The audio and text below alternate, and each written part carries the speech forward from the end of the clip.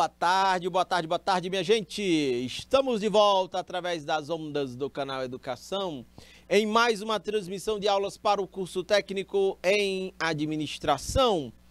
A disciplina é Introdução ao Direito Empresarial, beleza? Estou aqui diretamente do Estúdio 5, eu, o Isnaba, como diretor de imagens, a Rosário como profa assistente, e vamos juntos aqui até às 18 horas e 20 minutos. Beleza? Estamos tratando aqui de direito, introdução ao direito ambiental. Bacana, minha gente. Câmbio. Vamos adiante. Hoje, dia do folclore, dia do coordenador pedagógico, dia também do supervisor, supervisora pedagógicos, beleza?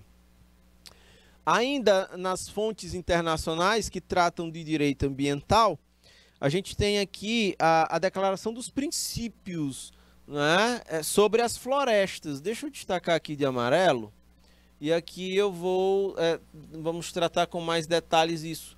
É a Carta das Florestas. Coisa bonita, né? Eu acho bonito isso. A Cúpula da Terra, a Carta das Florestas, né? São nomes bonitos, fortes. Os estados, né, os países aí têm o direito de aproveitar economicamente as suas florestas, mas de modo responsável com o meio ambiente. Aqui é a capa da publicação que trata aqui da Carta das Florestas. Eu acho que o Brasil, isso foi feito em 1992. Penso que talvez o Brasil precise voltar a ler novamente a Carta das Florestas, né? Vamos adiante. Um outro ponto é a Agenda 21, né? Essa Agenda 21, ela é um plano de ação para o início do século 21. E a ideia é que os países signatários, ou seja, os países que assinaram esta agenda, eles se comprometeriam a gerir suas economias com base no conceito de desenvolvimento sustentável, observadas todas as recomendações que foram protocoladas ali. Ok, minha gente? O detalhe é que para necessariamente a gente aumentar as nossas metas de preservação ambiental, é preciso que isso seja acompanhado de um certo sacrifício. E o sacrifício é reduzir o ritmo de atividade econômica. E nem todo mundo está interessado nisso. Entendem? Olha como a coisa é complexa. Para preservar mais o meio ambiente, a gente tem que sacrificar a atividade econômica. Porque se a gente não sacrificar a atividade econômica, estaremos sacrificando a preservação ambiental e a sustentabilidade futura. Então, é uma sinuca de bico, né? Existem muitos interesses econômicos que são contrários à preservação ambiental, porque estes seriam sacrificados. Mas a questão que eu coloco na mesa é: as questões ambientais já foram tão sacrificadas em relação às econômicas, por que as econômicas a partir de agora não se sacrificam em função de uma maior preservação ambiental? Sacam isso? Vamos adiante. Por sua vez, a gente teve uma outra grande conferência internacional. Aquela foi em 92. A primeira foi em 72. A segunda em 92. E esta foi em 1997. O famoso Protocolo de Kyoto, né? Foi feito no Japão. Lá, essa grande conferência estabeleceu metas para reduzir gases poluentes, principalmente o dióxido de carbono, lá aquele vilão que já tinha sido identificado na Rio 92, buscando dar continuidade à convenção sobre a mudança climática que ocorreu no Rio de Janeiro. Com o passar dos anos, ele foi recebendo ratificações de outros países, até entrar em vigor em 2005 o chamado Protocolo de Kyoto, né? Aí a gente tem uma arte aqui, duas artes muito muito interessantes, né? Deixa eu botar de canetinha fina deixa eu botar de roxo, né?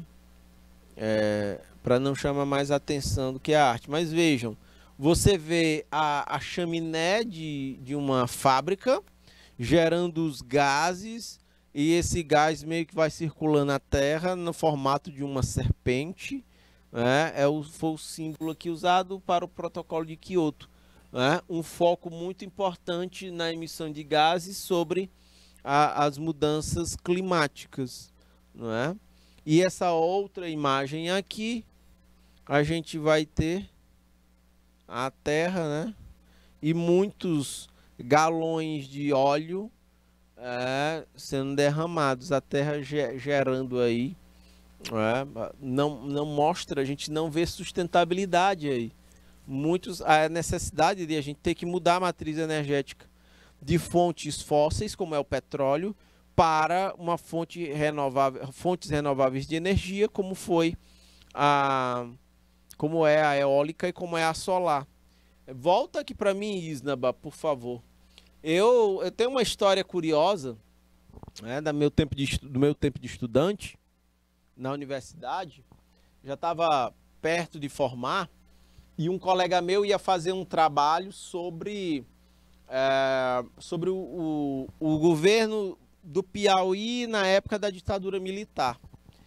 E nesse trabalho ele tinha que entrevistar um mitológico político piauiense que era o Alberto Silva, que já foi governador do Piauí. E na época o Alberto era senador, já estava muito velhinho e ainda era senador. Inclusive aqui em Teresina, o estádio de futebol, quem construiu foi o Alberto Silva. E é tanto que o estádio recebe o nome dele, Alberto Tavares Silva, é o famoso Albertão, né? Todos os times grandes de fora, quando vêm para cá, jogam no Albertão. Foi construído por esse grande político piauiense. E aí eu tive a oportunidade de entrevistar o Alberto Silva para esse trabalho com esse meu amigo. A gente foi lá no apartamento dele, deu uma subida e fomos bater um papo com ele. Meu Deus, muito velhinho. A impressão que tinha é que se passasse assim o dedo assim, muito forte, a pele dele rasgava. Estava muito fininho, muito idoso. E o Alberto Silva, lá na entrevista, né, ele conversando sobre o Piauí, naquela época de governos militares e tudo mais, o Alberto Silva recebe uma ligação e, assim, ele era um cara ele era engenheiro, cheio de obras, né? As principais obras de infraestrutura no estado do Piauí, boa parte delas foi o Alberto que fez, né? Ele tem uma marca muito importante no estado do Piauí. E ele recebeu uma ligação, e ele era um cara muito estudioso, muito focado. Ele era um político muito técnico. Então ele recebeu uma ligação, aí ele chegou e disse assim: meninos, vamos dar uma pausa na entrevista e vamos ali na televisão. Tá passando um documentário ali que eu quero assistir um pouquinho. Vamos lá? Aí ele chamou a gente foi lá para a sala do apartamento dele, assistir televisão, e era um documentário falando sobre geração de energia eólica. Minha gente, isso não tinha aqui no Piauí na época, né? No Brasil quase não tinha, eu nem sei se já tinha no Brasil, energia eólica naquele período, né? Isso eu estou falando do ano de 2004, por aí, sacam? Eu vou dar uma pesquisada para saber se já tinha energia eólica gerada aqui no Brasil. Aqui no Piauí não tinha, ou seja, ele gostava dessas coisas, alguém assistindo viu, lembrou, ligou para ele: doutor Alberto, vá lá assistir. E ele assistindo, e naquele tempo, a gente falando de energia eólica, né, 2004, minha gente. Caraca, faz muito tempo isso. E hoje, é uma realidade hoje. Nós já temos vários polos de energia eólica lá em Marcolândia, a gente tem em Betânia do Piauí, está se expandindo lá na Serra do Inácio, a gente tem outros projetos de energia eólica espalhados pelo estado do Piauí, que agora me falta, não me vem aqui à mente. Não sei se Curral Novo é energia eólica, Novo Santo Antônio, não, agora eu vou falhar a minha memória. Mas onde é que eu quero chegar? É que o futuro naquele ano de 2004 já chegou aqui, né? E isso é muito interessante. Boa tarde, Simone Ramos, Câmbio, seja bem-vinda para mais esta transmissão de aulas do curso técnico em administração. Tá bom, Simone? Dúvidas, exemplos, observações, Simone, fique muito à vontade para interagir pelo chat, tá bom?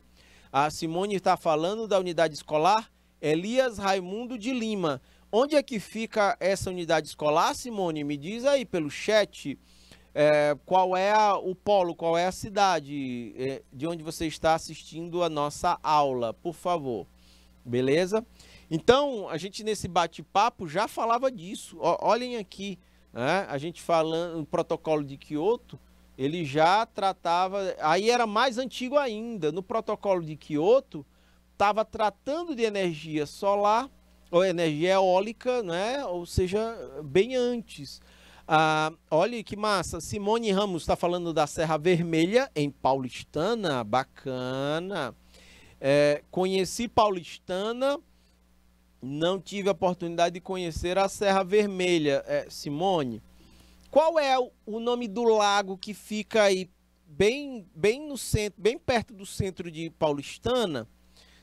Simone, por favor, me diga aí o nome do lago. Eu achei muito bonito. Quando eu cheguei no centro da cidade, tem uma escola bem no centro, e da escola, no fundo, a gente vê um lago muito grande aí em Paulistana. Qual é o nome dele, por favor? Pode me dizer aqui pelo chat. Pode ampliar o slide todo aí na tela, Isnaba, por favor. Vamos adiante. Aqui nós temos uma outra fonte internacional, e aí fonte de legislação, de preocupação com o meio ambiente, é a Carta da Terra. Essa Carta da Terra, deixa eu destacar aí em marca texto, a Carta da Terra foi um documento onde a versão final foi aprovada em Paris no ano de 2000. Tem como parâmetro a Carta da Terra 2000, o ano que eu entrei na universidade, né, para estudar, ou seja, já vão aí 22 anos, né, de Carta da Terra. Ela tem como parâmetro e objetivo a importância da Declaração Universal dos Direitos Humanos. Ok? É uma declaração de princípios que norteia a vida responsável das sociedades, e aí vai incluir integridade ecológica, justiça social e econômica. Ou seja, volta e outra, olhem aqui a tríade da sustentabilidade, não é? Deixa eu destacar aqui, marca texto, deixa eu botar o azulzinho, né? Ela vai incluir aqui a integridade ambiental, ecológica ambiental, a justiça social e econômica, bem como a paz universal. Sacam isso? Olhem aí a tríade da sustentabilidade. Simone está falando aqui, é o açude público Ingazeiro, isso, beleza, achei muito bonito aí, mas já está com tempo que eu fui, então eu não sei como é que está aí o açude, né? Se ele está cheio, se ele está seco, ou como é que ele está. Mas na época que eu fui, estava muito bonito. Confesso que o ano mesmo eu não estou lembrado, viu, Simone? Mas está com um tempinho que eu fui aí, né?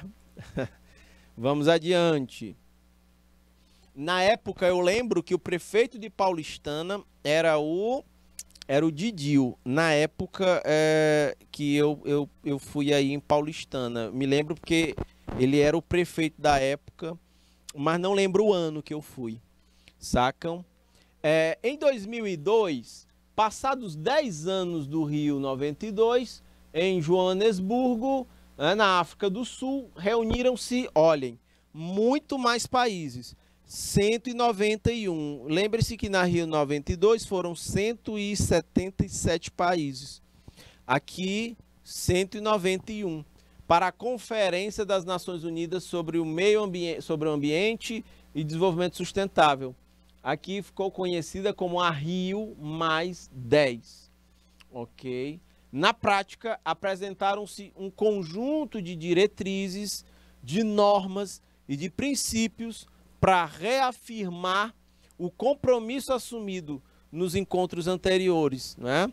É reforçar o que já era compromisso anterior, ok? Além do estabelecimento de objetivos como acrescentou, né? A erradicação da pobreza, a mudança nos padrões insustentáveis de produção e de consumo, ok? Eram todos pontos tratados aqui, bem como a proteção dos recursos naturais, ok? Tá aqui. Foi acrescentado a todas as outras pautas. Eu acho que é do açude que o professor está falando. Simone, é bem no centro de Paulistana lá. Bem do centro a gente vê o açude. Não é? Ok, minha gente? E a proteção dos recursos naturais. Essas eram pautas que foram somadas à questão ambiental. Porque vejam a ponte aí. Falar da questão ambiental, já temos a preocupação ecológica. Quando a gente coloca também a erradicação da pobreza, aí a gente já tem também a questão da justiça social, não é? Ok, minha gente, isso passa por uma produção e o consumo que hoje são insustentáveis e que precisam voltar e que precisam mudar a rota. Para vocês terem uma noção, os produtos hoje em dia, produzidos pelas mais diferentes indústrias, eles têm uma vida útil muito curta. Olhem um celular, por exemplo. Né? A vida útil de um celular é muito curta. Então, de tempos em tempos, você tem que trocar o celular se você não quiser infartar por conta do celular travando. Você precisando fazer as coisas e o bicho travando, dando tilt. Entendem? Compre um liquidificador. Os de hoje não duram como eram os de antigamente. Então, eles têm uma vida útil mais curta. Ventilador, liquidificador, televisão, carro. Então, na medida que eles vão queimando, vão dando problema, perceba, mandar consertar é mais caro do que comprar um outro novo. Volta aqui a imagem para mim, Isnaba, por favor. Mandar consertar um aparelho eletrônico desse, um notebook, celular, é mais caro do que comprar um novo. Então, as pessoas tendem, todos nós tendemos a gente tende a descartar. E descartar onde? Entendem? No meio ambiente, percebam, né, como o padrão de produção ele é insustentável. A gente precisa mudar a rota. A gente precisa criar coisas que durem por mais tempo. Ou que possam ser, inclusive, compartilhadas. Usei durante um tempo, compartilho para o outro, para que não seja necessário produzir um novo. Entendem? É reduzir realmente esse ritmo de produção e de consumo, que são, como está dito aqui no slide, insustentáveis. Isnaba, por favor, pode ampliar o slide todo aí na tela, por favor. Vejam só, vamos adiante. Em junho de 2012, o Brasil sediou a Rio mais 20, né? Porque marcou o 20º aniversário da Conferência das Nações Unidas sobre o Meio Ambiente lá em 1992. Sacam? Então, e o 10º aniversário da Cúpula do Desenvolvimento Sustentável em Joanesburgo, lá na África do Sul. Então, aí tem toda a arte aqui, né?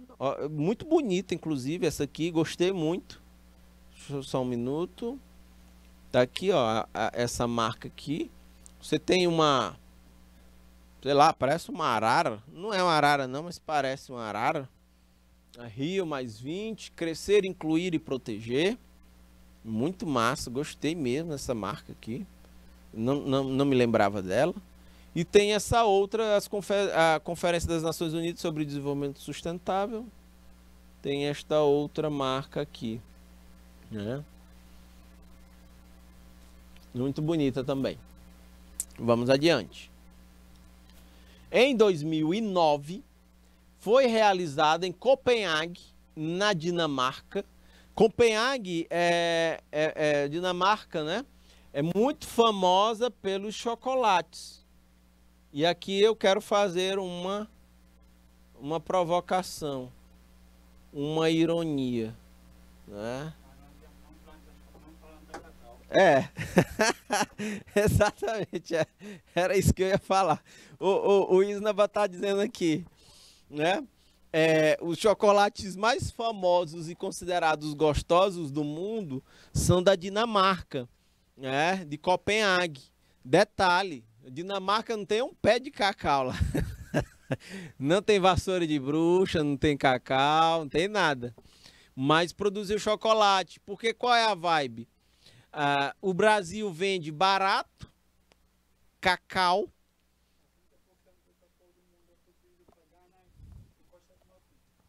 Como é aí, cara? 60% do cacau no mundo é produzido em Gana e Costa do Marfim, na África. E aí a Dinamarca importa uma parte expressiva desse cacau, só que o detalhe, eles processam, eles agregam valor e na hora de vender, vendem com valor agregado. O Brasil também é um dos exportadores de cacau, então a gente vai ver esses países como Gana, Costa do Marfim e Brasil vendem o cacau barato. Uma Dinamarca dessa compra, processa e vende o chocolate caro, com alto valor agregado. Sacam isso? Essa é a dinâmica do comércio internacional. Por isso que o Brasil tem que sair da vibe de vender matéria-prima e de agregar muito mais valor ao que a gente extrai aqui para poder participar mais ativamente do comércio internacional. Beleza? Até porque quando na oferta internacional de cacau, se tiver muito mais oferta do que demanda, o preço do cacau cai, né? E aí perde Gana, perde Costa do Marfim, perde Brasil, que vão ter que vender o produto barato, né? Se reduzir a oferta, aí o preço melhora, aí fica melhor para quem é vendedor e produtor. O detalhe é que a Dinamarca, quando compra, processa, transforma em chocolate com valor agregado e vende, esse chocolate não cai de preço por conta da oferta e da demanda. Entendem? É essa a sacada importante que a gente precisa destacar. Ok? Então, feita essa provocação, essa ironia sobre Copenhague, Dinamarca, cacau e chocolate, bem, esse evento ficou chamado como a COP15, a 15ª Conferência das Partes da Convenção sobre a Mudança do Clima. Jesus, que nome grande!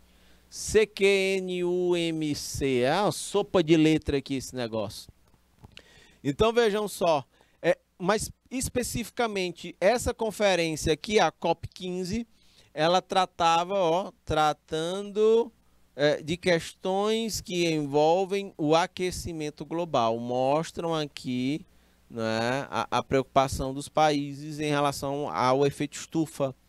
É a primeira conferência realizada anualmente, ela ocorreu em 1995 em Berlim, na Alemanha, tratando especificamente desse ponto. É importante destacar aqui, ou salientar que os tratados e convenções internacionais ingressam no Brasil, abre aspas, nos mesmos planos de validade, de eficácia e de autoridade em que se posicionam as leis ordinárias, exceto quando tratam dos direitos humanos. Ou seja, as questões ambientais tratadas em todos esses eventos eles têm força de lei dentro do Brasil. Ó, os mesmos planos de validade, de eficácia e de autoridade em que se posicionam as leis ordinárias criadas, né, pelo Poder Legislativo brasileiro, que é quem cria as leis. Neste caso, se aprovados de acordo com o quórum qualificado, no artigo 5º e 3º da Constituição Federal, terão status de emenda constitucional. Se não forem, terão status supralegal, ok? Já que foi decidido pelo Pleno do Supremo Tribunal Federal. Ou seja, essa legislação ela vai ser considerada supranacional, ela vem de fora para dentro, em benefício da preservação do meio ambiente, ok? Vamos adiante. Em 2009, minha gente, realizou-se em Copenhague, na Dinamarca, a COP15, né? Essa que tratava do aquecimento global, né? Isso aqui tá repetido, beleza.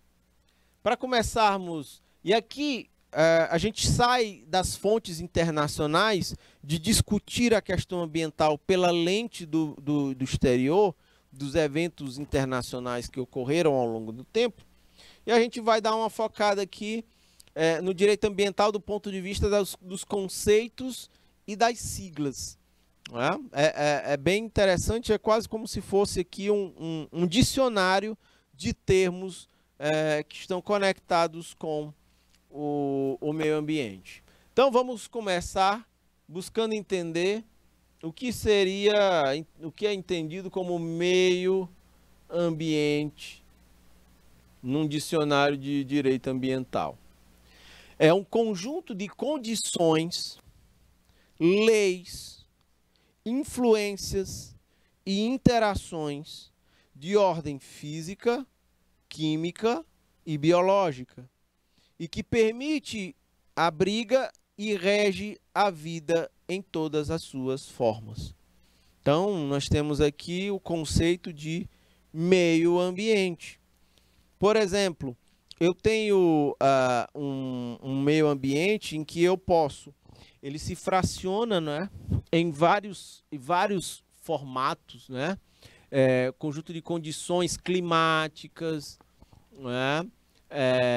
Leis, né? Influências, interações de ordem física. A gente tem, por exemplo, esse meio ambiente, ou são elementos desse meio ambiente, o semiárido, o cerrado, a floresta amazônica, o Pantanal, sacam? Nós temos todos esses elementos como parte de um meio ambiente, ok? Esse meio ambiente ele é muito degradado, é muito degradado porque se a gente olhar uma manifestação do meio ambiente no Brasil era a floresta atlântica. Ela foi quase que totalmente devastada em função da produção de café. Então nós temos poucas áreas que ainda são remanescentes, ainda existem, e que são entendidas como floresta atlântica, ou mata atlântica chamada. Ok? Então, esse olhar é muito interessante para a gente. Ok? Um outro tópico que trata, um outro termo do direito ambiental, são os recursos ambientais. Por recursos ambientais, entendamos a atmosfera, as águas interiores, superficiais, como, por exemplo, a Lagoa do Cajueiro, como a Simone está falando aí, o açude do Ingazeiro, não é? São superficiais. A gente tem as águas subterrâneas. O Brasil é tem a maior reserva de água doce do mundo, que é o aquífero Guarani, ok? Lá na região do Pantanal, do Mato Grosso ali. Nós vamos ter o mar territorial, não é? A faixa de mar do litoral que banha o país, o solo, o subsolo, os elementos da biosfera, a fauna e a flora, tudo isso é entendido como recursos ambientais, ok? Por exploração sustentável, neste nosso dicionário de termos ambientais, entendamos como a exploração do ambiente de maneira a garantir a perenidade, ou seja, a vida longa dos recursos ambientais renováveis e dos processos ecológicos, mantendo a biodiversidade e também os demais atributos ecológicos, de forma socialmente justa e economicamente viável. A gente está sempre batendo nessa tecla ao longo do tempo. Eu não gosto nem do termo exploração. Eu particularmente tento, quando é possível, eu substituo o termo exploração, porque eu vejo nele uma conotação, um sentido muito depreciativo e negativo. Eu tento substituir ele por desenvolvimento. Vamos desenvolver?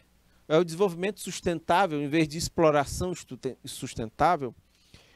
Se eu substituir, vejam como faz mais sentido. O desenvolvimento sustentável do meio ambiente, de maneira a garantir a perenidade dos recursos ambientais renováveis e dos processos ecológicos, mantendo a biodiversidade dos demais atributos ecológicos de forma socialmente justa e economicamente viável. Olha como casa mais, olha como entra na mesma frequência. Entendem como é mais interessante, é mais adequado. Temos também aqui um outro termo, que é o enriquecimento ecológico. Vamos apurar aqui o que esse termo nos quer dizer. Atividade técnica e cientificamente fundamentada que vise a recuperação da diversidade biológica em áreas de vegetação nativa por meio da reintrodução de espécies nativas. Eu até já dei o exemplo aqui na aula quando eu falei do banco de sementes. As pessoas começam a selecionar sementes de plantas nativas e as guardam para que posteriormente sejam usadas nessa recuperação da diversidade biológica de algumas regiões. Você consegue recompor a mata. É uma coisa tão interessante que dentro desse enriquecimento ecológico tem um princípio chamado de plantar água. Plantar água. Olha que coisa curiosa. Você pergunta, professor, mas como é que se planta água? Você pega uma região devastada, né, do ponto de vista florestal, mas seja uma região baixa. Então você começa a fazer a recuperação do solo, né? Você começa a fazer essa recuperação da diversidade biológica, da vegetação nativa. Quando você começa a fazer isso, geralmente esse solo, quando foi desmatado, ele se torna uma área muito sujeita à erosão do solo. Quando você começa a plantar e a recuperar a mata nativa, e isso é um processo de anos e anos e anos, você vai tendo uma qualidade de vida maior ali naquele espaço. O solo está protegido, você vê uma volta dos animais, principalmente pássaros e outros animais terrestres a povoarem a região. E um detalhe, as árvores nativas plantadas ali naquele trecho, elas têm suas raízes se aprofundando no solo. E essas raízes, elas são capazes de puxar o lençol freático mais para cima, a ponto de elas chegarem a captar água do solo. Com muitos anos, é possível que se naquela região, e aí por isso que eu disse que é uma região baixa, se naquela região haviam nascentes de água e que elas secaram por conta do desmatamento, é possível que ali aquela recuperação de mata possibilite a subida do lençol freático para mais próximo da superfície e de repente as nascentes de água podem surgir, elas podem brotar novamente. Você vai ter, tem exemplos de regiões que eram extremamente degradadas, o solo completamente atingido pela erosão, E você vê mata recuperada, solo recuperado depois de décadas, de anos, claro. A natureza tem um time dela. E uma região que antes era seca e que ela volta a ser úmida. Ela tem riacho correndo lá dentro. É literalmente que recuperar áreas devastadas, né, pelo desmatamento florestal pode fazer com que a água brote do solo. Por isso que a gente chama de plantar água, né? E não lorota ou conversa mole, né? É literalmente causa e efeito. Trabalhou a recuperação de áreas degradadas com vegetação nativa e reintrodução de espécies nativas, é possível que do solo comece a brotar água. Me digam se isso não é um processo de valorização do recurso ambiental, como eu tinha falado no momento em que eu tratava de contabilidade ambiental. É como se fosse literalmente, né, a valorização do patrimônio ambiental. Vamos adiante. Tem mais termos aqui. Quando a gente fala de biodiversidade, o que quer dizer aqui? A biodiversidade ou diversidade biológica, ela significa a variabilidade de organismos vivos, né, de todas as origens, compreendendo dentre todos os ecossistemas terrestres, marinhos e outros ecossistemas aquáticos e complexos ecológicos de que fazem parte. Compreendendo ainda a biodiversidade dentro das espécies, entre espécies e de ecossistemas. Essa coisa é interessante, né? O Brasil é muito rico do ponto de vista de biodiversidade. A gente tem lá temos a floresta amazônica, a gente tem um Pantanal aqui no centro-oeste, a gente tem toda a grande faixa litorânea, onde nós temos os mangues, que são de uma riqueza fabulosa do ponto de vista de biodiversidade. A gente tem um semiárido, onde as condições de vida são mais difíceis, mas ali existe uma riqueza, né, muito grande também. Nós temos as regiões de cerrado. O que a gente precisa ter cuidado é não substituir toda essa biodiversidade por grandes monoculturas produtoras de grãos. Essa é a questão fundamental. Precisamos ter esse cuidado. Ok? A poluição, né, é um outro termo aqui que eu quero destacar. Deixa eu destacar de verdinho aqui a poluição.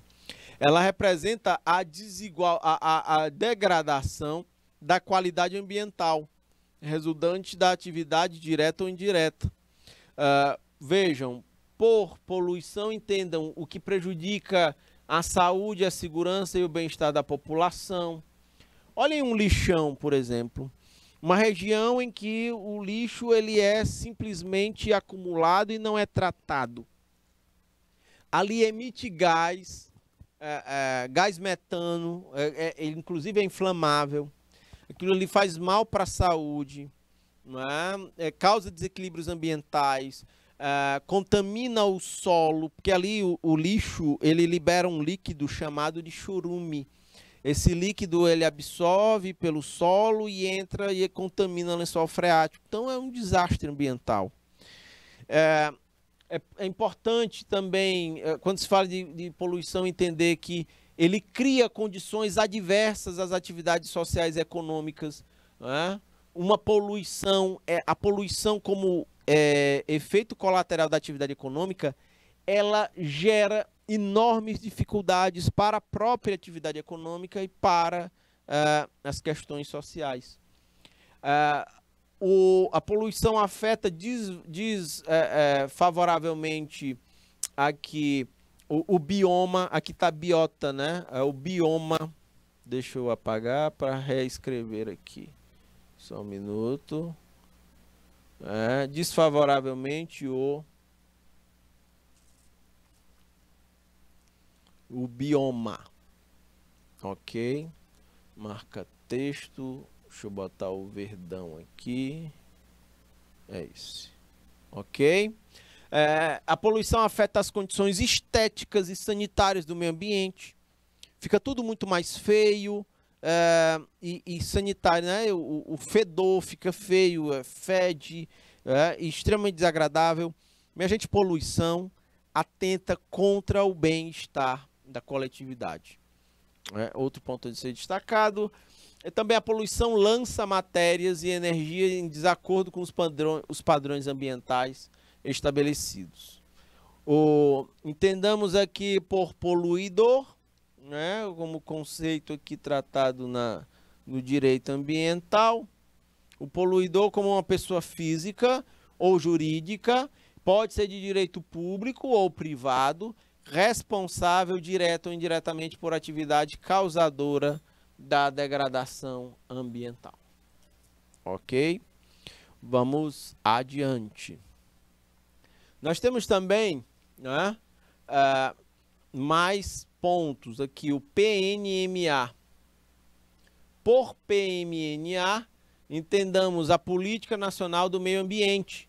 Ela foi criada em 1981 e tem por objetivo a preservação, a melhoria e recuperação da qualidade ambiental. Deixa eu destacar em amarelo aqui. O objetivo é a preservação da melhoria, recuperação, preservação da qualidade ambiental. Esse é o objetivo. Propicia a vida. Deixa eu terminar de completar aqui. Ok. Propicia a vida, visando assegurar no país as condições do desenvolvimento socioeconômico, ok? Com segurança nacional e dignidade à vida humana. Nós temos também o PNRH. Do ponto de vista, deixa eu alterar aqui, o PNRH.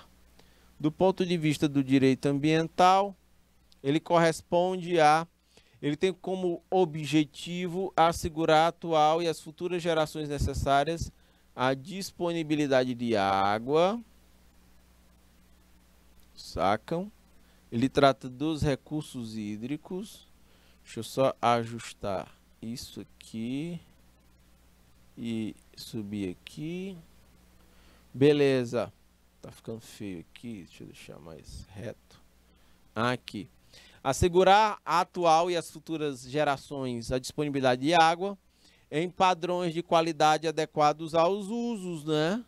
Ou seja, água é vida, é dignidade, então que passa diretamente por questões ligadas a investimentos em saneamento básico. A utilização racional e integrada dos recursos hídricos, isso inclui o uso de transporte aquaviário, ou seja, através de rios, do próprio mar, e com vistas ao desenvolvimento sustentável, a preservação e defesa contra eventos hidrológicos críticos de origem natural ou decorrentes de uso inadequado dos recursos naturais. Ok, nós temos esses dois exemplos de termos aí, são ligados ao planejamento da produção, da preservação ambiental. Opa, tem gente aqui pelo chat do YouTube. Priscila Araújo. Oi, Priscila. É a Anne Priscila. Ela fala da escola Amaro Alves Portela, lá em Caraúbas do Piauí. Beleza, Priscila? Boa tarde. Tamo junto. Hashtag tamo junto, Priscila. Vamos adiante. Tem o Peneia, né? O Peneia aqui. O Peneia é uma política nacional de educação ambiental. Tem por objetivo promover a educação ambiental, né? Meio ambiente, preservação do meio ambiente envolve não só legislação, mas também educação e atitude, né? Consubstanciada nos processos por meio dos quais os indivíduos e a coletividade vão construir valores. Essa promoção da educação ambiental é voltada para a construção de valores sociais, conhecimentos, habilidades, sacam? Atitudes e competências voltadas para a conservação do meio ambiente. Ok? Muito massa isso aqui. Até porque o uso comum do povo é essencial a uma vida sadia, qualidade de vida e sustentabilidade. Bem, por PNB, a gente vai entender, deixa eu botar de verde aqui, a política de biossegurança, né, implementada aí, ó, Política Nacional de Biossegurança. Ok, que envolve meio ambiente e bem-estar. Tá tudo ligado. Meio ambiente e bem-estar da população tá tudo muito ligado, Priscila e Simone. Então, se em uma das duas dimensões a coisa desandar, nós vamos ter problemas. Eu não tenho bem-estar da sociedade sem preservação ambiental. Sem preservação ambiental, eu não tenho bem-estar da sociedade. Tem um outro aqui, é o sistema, é o SISNAMA, é o Sistema Nacional do Meio Ambiente, constituído por órgãos e entidades, tanto do governo federal, estadual, Distrito Federal, territórios de desenvolvimento e municípios. A ideia aqui é que são responsáveis pela melhoria da qualidade ambiental. Deixa eu botar de amarelo isso. Responsável, esse sistema é responsável pela proteção e melhoria, não é, da qualidade ambiental. Eu volto a dizer, nem sempre a legislação, as normas ou regras, elas são suficientes para garantir a proteção ambiental, ok? Temos aqui o CONAMA. Esse CONAMA, ele é mais famoso. É o Conselho Nacional do Meio Ambiente. Ele é um órgão consultivo e deliberativo do SISNAMA, ok? Ele também vai trabalhar essa coisa, a proteção e a melhoria da qualidade ambiental. O CONAMA, ele vai ser consultivo e deliberativo nesse sentido. Temos o IBAMA.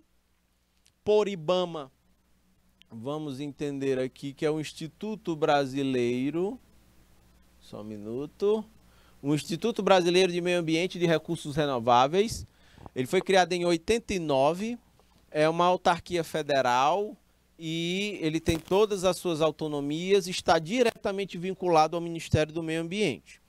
Aqui, como funções do IBAMA, ele exerce o poder de polícia ambiental e executa ações de políticas nacionais do meio ambiente, atribuições federais, né, e relativas ao licenciamento ambiental. Ele vai fiscalizar se algumas atividades produtivas elas estão dentro da legislação ambiental, com licenciamento ambiental, né, a permissão para a execução daquele investimento, o controle de qualidade ambiental, a autorização e o uso dos recursos naturais. Também o IBAMA fiscaliza e monitora e controla controle ambiental, observadas as diretrizes emanadas do Ministério do Meio Ambiente, ok? Executa as ações supletivas de competência da União em conformidade com a legislação ambiental vigente. Isso tudo aqui é papel do IBAMA, sabe? Mas se um governo, por exemplo, não tem compromisso com as pautas ambientais, vocês sabem como é que o IBAMA, apesar de existir, ele deixa de ter eficácia na preservação ambiental? Quando você corta orçamento do IBAMA. Ok? Orçamento. Cortou o orçamento do IBAMA, o IBAMA fica sem condições, ele fica sem grana para pagar a diária dos funcionários, ele fica sem grana para abastecer carro, ele fica sem grana para... Sacam? E aí as fiscalizações ficam mais frágeis, ficam muito menores em termos de quantidade, e isso acaba sendo uma porteira aberta para uma série de ilegalidades ambientais cometidas contra a natureza, contra o meio ambiente. Sacam isso? Você tem todas essas prerrogativas do IBAMA. Cortou o orçamento? Bem, o IBAMA fica incapaz de fazer ou de cumprir com a sua função constitucional. Ele é incapaz de fazer a fiscalização de preservação do nosso patrimônio ambiental. Ok, minha gente? Temos um outro órgão aqui importante, que é o IPHAN. Esse IPHAN aqui, vamos ver aqui do que ele trata, é o Patrimônio Histórico e Artístico Nacional. Ele também é uma autarquia federal, como o IBAMA, e ele foi criado para a preservação do nosso acervo cultural. Por acervo cultural, entendam aí um conjunto de costumes, práticas, legislações. A gente vê uma atuação muito forte do IPHAN na preservação, aqui em Teresina, por exemplo, na preservação do patrimônio histórico arquitetônico. Teresina tem algumas construções que são muito antigas e remetem ao passado. Construções muito bonitas e bem, literalmente antigas, históricas mesmo. Ao IPHAN cabe trabalhar a preservação desse tipo de patrimônio material e até imaterial, ok? Em Teresina a gente tem perdido muito desse patrimônio histórico arquitetônico, porque aqui no centro muita gente, porque o fluxo de carro é grande, muitas famílias que têm imóveis no centro e que são patrimônio histórico, têm preferido derrubar para fazer estacionamento e ganhar uma grana, sacam? Elas estão no direito de ganhar dinheiro. O detalhe é que isso acaba comprometendo a beleza do centro e a preservação do nosso acervo cultural e aí mais especificamente o arquitetônico, ok? Vamos adiante.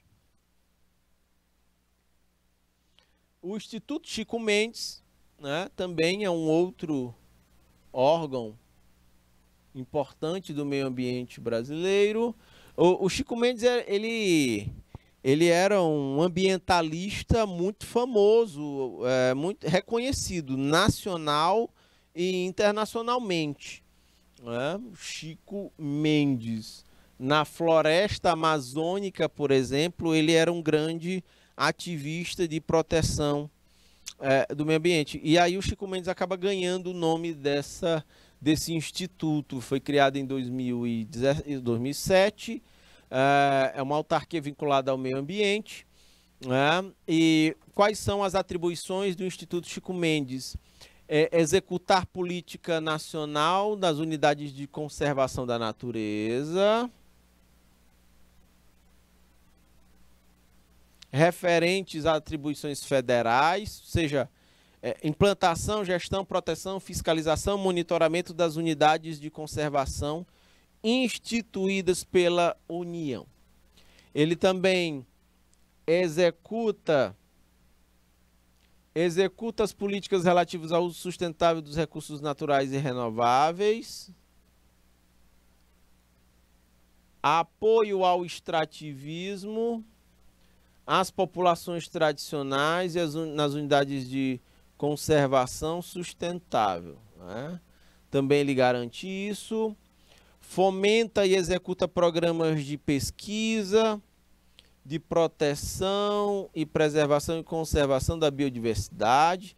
Mas a gente não tem como fazer a conservação e preservação do meio ambiente sem ciência, sem pesquisa ou qualquer outra coisa do tipo. Nós também temos aqui um outro papel, bem como da educação ambiental, exercer o poder da polícia ambiental na proteção de unidades de conservação. É uma atividade similar à que é feita pelo IBAMA. Ok. Também entra na conta aqui do Chico Mendes a promoção e execução da articulação com demais órgãos e entidades envolvidas no meio ambiente. Podem ser ONGs, fundações, podem ser também instituições ligadas a outros tipos de esferas do poder, do governo estadual, municipal, programas recreacionais, ecoturismo, conservação, são alguns exemplos. Ok, minha gente? Vamos adiante. Síntese das regras, com o intuito de facilitar os estudos, aí tem uma síntese da repartição de competências em relação ao assunto meio ambiente. Para a resolução de conflitos, de competência em matéria ambiental, existe aqui conflitos administrativos, conflitos normativos. Ok? Aí a gente tem aqui a competência e a previsão constitucional. Competência exclusiva é quando somente o órgão pode fazer alguma coisa, tem a privativa, tem a concorrente e a suplementar. A ideia é que, no final das contas, todas essas competências aqui, independente dos órgãos, elas se somem à proteção ambiental.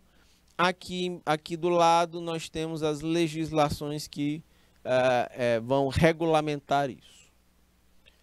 Ok? Uma competência privativa, de acordo com o artigo 22 da Constituição Federal, ela vai determinar, olhem só isso, deixa eu destacar com marca-texto amarelo, o inciso 4º, águas, energia, informática, telecomunicações e radiodifusão.